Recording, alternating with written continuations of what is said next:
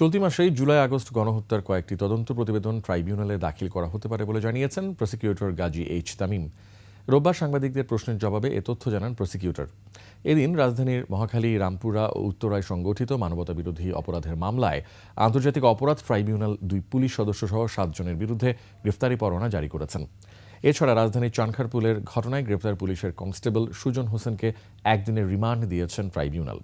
Chairman বিচারপতি মোহাম্মদ গোলাম মুর্তজা মজুমদার এবং ট্রাইব্যুনালের সদস্য বিচারপতি মোহাম্মদ মুহিতুল হক এনাম চৌধুরী এসব আদেশ দেন।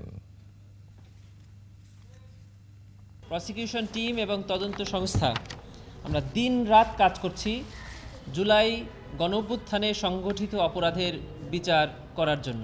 শিয়া বাটার ও ভিটামিন ই সমৃদ্ধ lily glam beauty soap. Lily, always beautiful.